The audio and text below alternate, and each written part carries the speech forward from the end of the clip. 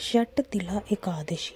युधिष्ठिर ने श्री कृष्ण से पूछा, भगवान, माघ मास के कृष्ण पक्ष की कौन सी एकादशी होती है, उसके लिए कैसी विधि है तथा उसका फल क्या है? कृपा करके ये सब बातें हमें बताइए। श्री भगवान बोले, नृपश्रेष्ठ, माघ मास के कृष्ण पक्ष की एकादशी षट तिला के नाम से विख्यात है, जो सब पापों का नाश करने वाली है।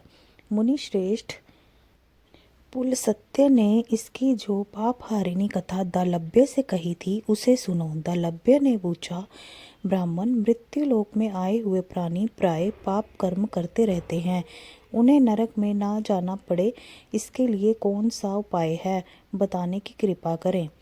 पुलस्त्य जी बोले, महाभाग, माघ मास आने पर मनुष्य को चाहिए कि वह नहा धोकर पवित्र हो, इंद्रिय संयम रखते हुए काम, क्रोध, अहंकार, लोभ और चुगली आदि बुराइयों को त्याग दे। देवादिदेव भगवान का स्मरण करके जल से पैर धोकर भूमि पर पड़े हुए गोबर का संग्रह करें। उसे तिल और कपास मिलाकर 108 पिंडिकाएं बनाएं। फिर माघ में जब आर्द्रा या मूल नक्षत्र आए तब श्री कृष्ण की एकादशी करने के लिए नियम ग्रहण करें।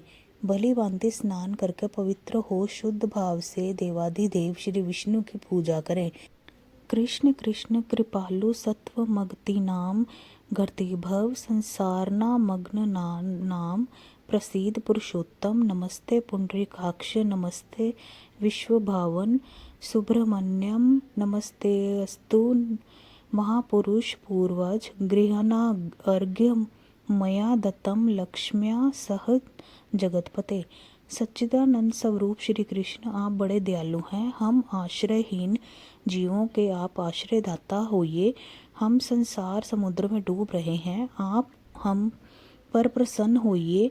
कमल नयन विश्वभावन सुब्रह्मण्यम महापुरुष, सबके पूर्वज, आपको नमस्कार है। जगतपते, मेरा दिया हुआ अर्घ्य आप लक्ष्मी जी के साथ स्वीकार करें। तत्पश्चात ब्राह्मण की पूजा करें, उसे जल का घड़ा, छाता, जूता और वस्त्र दान करें। दान करते समय ऐसा कहें, इस दान के द्वारा भगवान श्री कृष्ण मुझ पर प्रसन्न हो। अपनी शक्ति के अनुसार श्रेष्ठ ब्राह्मण को काली गौ का दान करें। द्विज श्रेष्ठ विद्वान पुरुष को चाहिए कि तिल से भरा हुआ पात्र भी दान करें।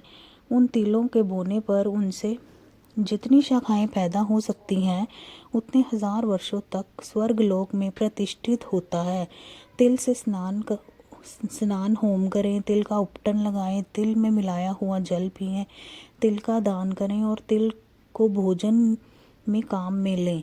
इस प्रकार हे नृपश्रेष्ठ, 6 कर्मों में तिल का उपयोग करने के कारण ये एकादशी षट तिला कहलाती है, जो सब पापों का नाश करने वाली है।